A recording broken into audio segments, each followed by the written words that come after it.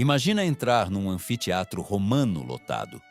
É dia de jogo, a multidão grita, as trombetas tocam, o sol bate forte na areia da arena. Lá embaixo, dois homens musculosos, suados, cicatrizados, vestidos com capacetes, escudos e armas diferentes, se encaram. Ao redor, senadores, comerciantes, mulheres da elite, escravizados, vendedores de comida, crianças, todo tipo de gente. Quando a gente pensa em gladiador, normalmente vem à cabeça a luta, o sangue, a fama, a morte, mas pouca gente fala de outra parte desse universo. A vida íntima desses homens, os desejos, a forma como o corpo deles era visto, usado, cobiçado, controlado. É sobre isso que o vídeo vai falar. Não para fazer espetáculo, mas para entender como, na Roma antiga, a imagem do gladiador virou também um símbolo de atração, fantasia, tabu e hipocrisia. Para começar, é importante entender quem eram esses homens. Gladiadores, em geral, eram escravizados, prisioneiros de guerra, condenados ou, em alguns casos, homens livres que se inscreviam por contrato para ganhar dinheiro e fama. Ao entrar numa escola de gladiadores, o ludus, a pessoa deixava de ser cidadão comum e passava a carregar o rótulo de infame, alguém fora da moral respeitável. Isso significava perder certos direitos, ser considerado socialmente abaixo de uma série de grupos. Ao mesmo tempo, esse abaixo vinha junto de um poder estranho. Eles fascinavam o público. Eram fortes, treinados, exibidos para a cidade inteira, quase nus, suando, lutando pela vida. Em uma sociedade obcecada por corpo e virilidade, isso tinha um peso enorme. Os romanos tinham uma moral oficial que valorizava o cidadão moderado, o pai de família, o chefe sério. Ao mesmo tempo, circulava uma cultura de desejo que não batia com esse ideal. Gladiadores entravam exatamente nesse conflito. Do ponto de vista do discurso moral, eles eram desprezados. Era comum escritores da época usarem o gladiador como exemplo de gente sem honra, colocada ao lado de atores, prostitutas e outros grupos considerados marginais. Mas, na prática, muita gente desejava esses homens. Havia piadas, poemas, boatos sobre mulheres ricas se apaixonando por gladiadores, abandonando maridos respeitáveis por causa do fascínio pelo corpo e pela presença deles. A imagem do gladiador era construída para chamar atenção. Eles treinavam todos os dias com dieta controlada, exercícios de força e técnica. Na arena, apareciam com o corpo à mostra, muitas vezes vestindo apenas uma tanga, sandálias e o armamento característico de cada tipo: o trácio, o mirmilhão, o récio, o secutor, o suor, as cicatrizes, o jeito de se mover eram parte do espetáculo. Não é difícil imaginar que esse corpo virasse objeto de desejo, tanto para mulheres quanto para homens. As fontes da época trazem histórias de mulheres da elite, casadas com senadores ou cavaleiros, perdidamente encantadas por gladiadores. Há relatos de esposas que mandavam recados, presentes, joias, tentando se aproximar. Algumas fontes satíricas falam até de mulheres que fugiam com seus amantes gladiadores ou que obrigavam o marido a comprar a liberdade do lutador para tê-lo mais perto. Do ponto de vista moralista, isso era um escândalo. Aos olhos de muita gente, nada era mais humilhante para um homem respeitável do que ser traído com alguém considerado socialmente inferior. Mas o fato de esse tema aparecer tanto em piadas e críticas mostra como esse tipo de história devia ser comentado nas rodas da época. Além das mulheres, havia também o olhar de homens. A cultura romana não dividia as pessoas em gays e heterossexuais como fazemos hoje. O que importava era a posição social e o papel que alguém ocupava numa relação íntima. Um cidadão adulto podia sentir desejo por homens, mulheres, gladiadores, escravizados, desde que, em teoria, mantivesse a postura considerada ativa e de comando. Já assumir o papel visto como passivo e se exibir assim em público podia ser motivo de vergonha e piada. Nesse jogo complicado, o gladiador ficava numa posição ambígua. Ele era forte, viril, vencedor de combates, mas também escravizado, disponível, oferecido ao olhar e muitas vezes ao toque de quem tinha poder sobre ele. Nos ludos, onde eles viviam, A vida era um misto de quartel, prisão e academia. Gladiadores dormiam em alojamentos coletivos, treinavam juntos, comiam juntos, sabiam que podiam morrer a qualquer combate. Essa convivência intensa, cheia de risco e adrenalina, criava laços fortes. Amizades profundas surgiam ali, rivalidades, alianças e também, em muitos casos, atração. Dois homens que treinam juntos todos os dias, suando lado a lado, cuidando um das feridas do outro, compartilhando o medo da morte, facilmente desenvolvem um tipo de vínculo que não é só camaradagem. Melhores amigos, irmãos de espada, podem se tornar algo a mais. É claro que os textos antigos não descrevem essas relações com detalhes íntimos, até porque a escrita oficial era dominada por gente que preferia fingir que esse tipo de ligação não existia ou que não merecia ser registrada. Ainda assim, aparecem indícios. Há comentários sobre gladiadores que eram claramente favoritos de certos donos, recebendo privilégios, presentes, proteção extra. Há sardas de ironia sobre lutadores que despertavam interesse especial de homens influentes, frequentando casas particulares, banquetes, festas, como espécie de mistura de guarda-costas, convidado de honra e objeto de desejo. Além do que acontecia dentro dos treinos e das casas ricas, gladiadores também circulavam em ambientes ligados à diversão adulta da época. Em muitas cidades do Império, eles frequentavam termas, banhos públicos, tavernas, casas de diversão. Alguns, em períodos entre combates, podiam ser usados como atração em banquetes, servindo bebida, dançando, tocando instrumentos, exibindo o físico.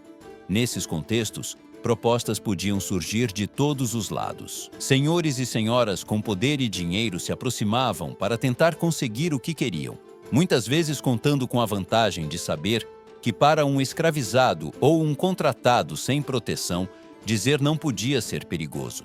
Essa mistura de corpo, fama, perigo e dependência faz com que os gladiadores sejam uma chave importante para entender a relação entre desejo, poder e violência na Roma antiga. Falando de atos sexuais dos gladiadores, não se trata só de imaginar cenas de prazer, mas de enxergar como o corpo desses homens foi transformado em produto.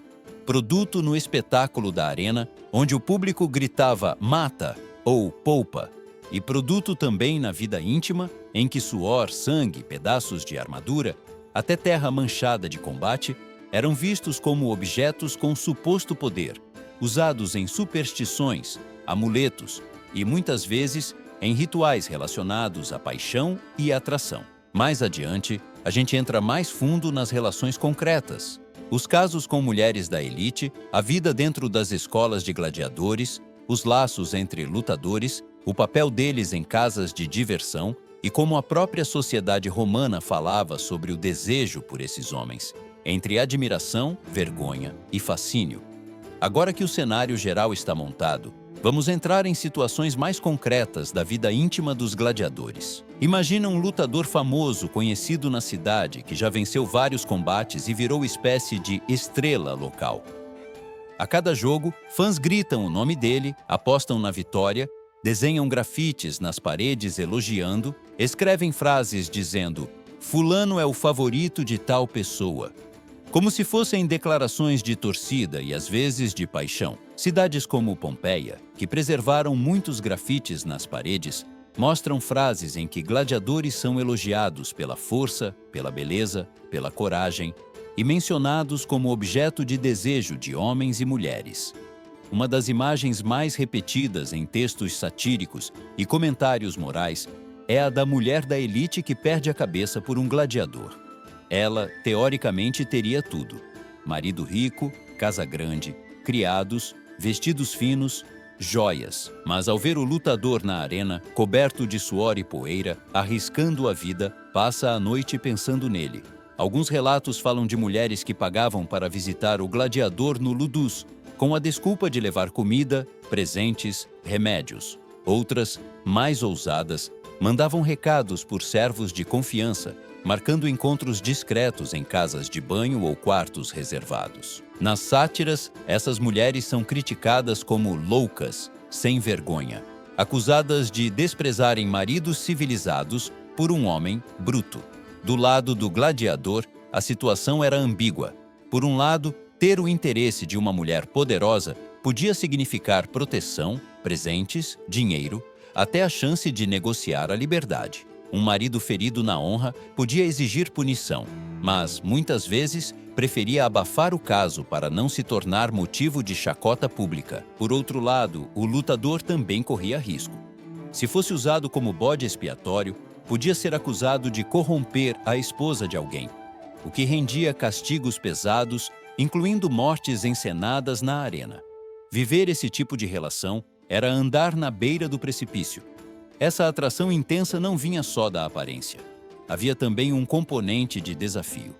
Mulheres de classe alta viviam enfiadas em códigos estritos, com pouca liberdade. Aproximar-se de alguém considerado impróprio era, de certa forma, um grito de independência, ainda que perigoso.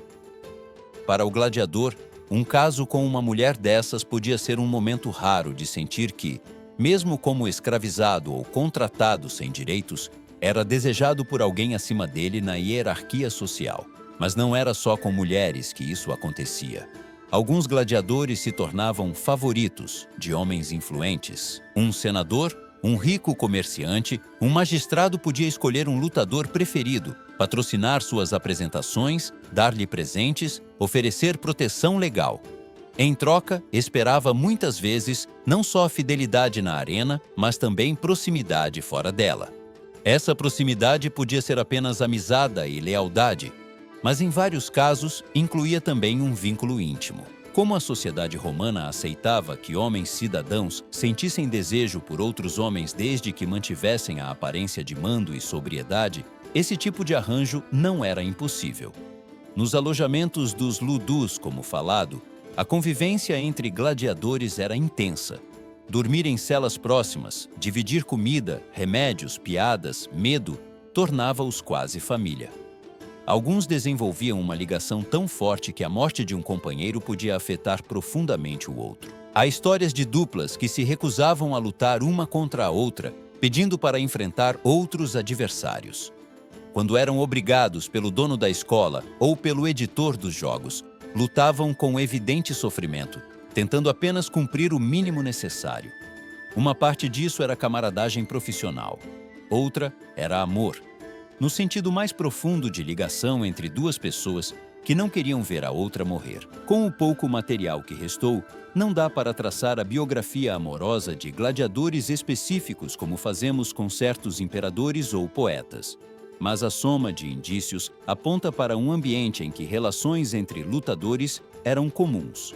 Paixões, ciúmes, promessas, juramentos de proteção mútua faziam parte da vida em grupos de homens submetidos diariamente à possibilidade de morte. Nesse sentido, os atos íntimos entre gladiadores não eram só uma busca por prazer, mas também por consolo, por sentir-se vivo, por aproveitar ao máximo o tempo que tinham.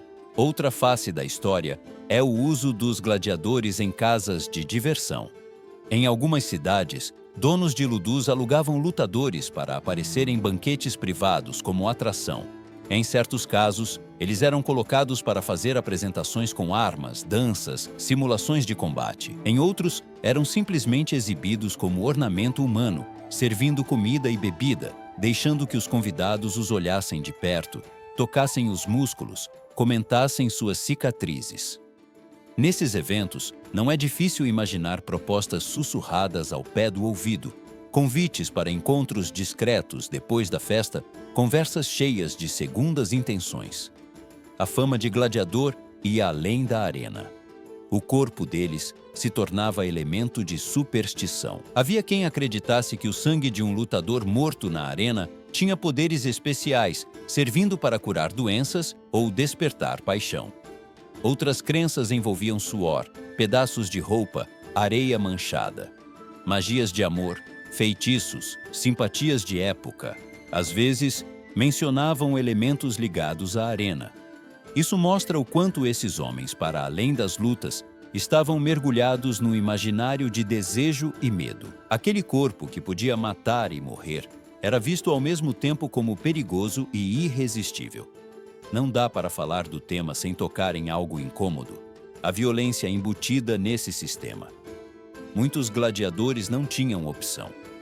Eram vendidos, treinados à força, obrigados a entrar na arena. Se recusassem ordens no campo íntimo também, podiam ser castigados. Relações com pessoas mais poderosas muitas vezes misturavam atração real com pressão, chantagem, medo de represália. Quando a gente fala de atos íntimos nesse contexto, é preciso lembrar que nem todo encontro foi fruto de escolha livre. Mesmo assim, isso não apaga que havia sim histórias de afeto verdadeiro. Em meio à dureza da arena, homens e mulheres encontravam nos gladiadores algo que talvez sentissem falta em suas vidas: intensidade, presença, sensação de estar à beira do abismo, vivendo cada dia como se fosse o último. E muitos gladiadores, em meio à dureza do treinamento e do risco, encontravam em certos vínculos íntimos um pouco de humanidade. Um abraço antes de uma luta difícil, uma palavra sussurrada na cela, um olhar na arquibancada que lembrava que eles não eram só espetáculo, mas seres humanos desejados e capazes de desejar. Mais à frente, a gente amarra tudo isso, como a sociedade romana falava dos atos íntimos dos gladiadores, que imagem ficou deles na literatura e na arte, como esse tema é visto hoje e o que essa história revela sobre a mistura de corpo, desejo, fama e poder num dos espetáculos mais famosos da antiguidade. Chegando ao fim da nossa viagem, vale a pena pensar em como a própria Roma falava sobre os atos íntimos dos gladiadores. Importante notar que quase tudo o que sabemos vem da voz de gente de cima. Escritores, poetas, moralistas, políticos, gente que via esses homens de fora. Eles raramente perguntavam o que o próprio gladiador sentia. Por isso, o jeito como o tema aparece é muitas vezes distorcido por preconceito, ironia e medo. Em textos de moralistas, os gladiadores são usados como exemplo negativo. São colocados na mesma categoria de atores de teatro e trabalhadoras do prazer, todos vistos como sem honra. A mensagem é clara: um cidadão respeitável não deve se tornar gladiador, nem se envolver com um. Mas, logo em seguida, os mesmos textos acabam deixando escapar o fascínio que a figura do lutador despertava. Há críticas a mulheres da elite que perdem a razão por gladiadores, piadas sobre homens que sentem atração por eles, reclamações de que esses lutadores roubam a atenção das pessoas mais do que os próprios senadores. Ou seja, na superfície, condenação. Por baixo, admiração disfarçada. Isso é típico de sociedades que tentam controlar desejo pelo discurso, mas não conseguem apagá-lo de fato. O corpo do gladiador era, ao mesmo tempo, desprezado como baixo e exaltado como ideal físico. Era dito indigno para casamento com mulheres de classe alta, mas desejado intensamente por muitas delas. Era chamado de bruto, mas treinado com disciplina e habilidade que muitos homens civilizados não tinham. Na literatura mais solta, como sátiras e epigramas, o tema aparece com mais malícia. Poemas curtos falam de mulheres que sonham com gladiadores, de pessoas que guardam lembranças deles, de gente disposta a enfrentar críticas e até punições para se aproximar desses homens. Muitas vezes, a intenção era zoar essas pessoas, especialmente as mulheres, apresentando-as como fracas diante da força física bruta. Mas, sem querer, esses textos registraram o fato de que gladiadores eram, sim, fantasias declaradas. Hoje, quando se fala em atos sexuais dos gladiadores, muita gente pensa logo em imagens de cinema, séries com cenas exageradas de orgias e festas. A realidade era menos arrumada e mais complexa. Havia, sim, festas com excesso, encontros escondidos, quartos reservados em casas de diversão. Havia gladiadores usados como atração íntima em banquetes privados, servindo como mistura de lutador e companhia. Havia vínculos entre lutadores e mulheres, entre lutadores e homens poderosos. Mas tudo isso acontecia em um sistema marcado pela hierarquia, pela violência e pela desigualdade. Um ponto que ajuda a entender é pensar no gladiador como um corpo em vitrine permanente. Na arena, ele se expunha ao olhar de milhares. No ludus, era vigiado pelo dono, pelos treinadores, pelos possíveis compradores. Em banquetes, era observado de perto pelos convidados. Às vezes, nem o descanso era realmente privado. Nesse ambiente, o corpo dele não pertencia totalmente a ele mesmo. Pertencia também ao público, ao proprietário, aos desejos dos outros. Os atos íntimos que nasciam nesse contexto, portanto, sempre carregavam essa marca. Mesmo quando havia prazer e carinho, havia também invasão e controle. Ao mesmo tempo, é importante não tirar dos gladiadores toda a agência, toda a capacidade de escolha. Alguns souberam usar o interesse que despertavam para conseguir vantagens.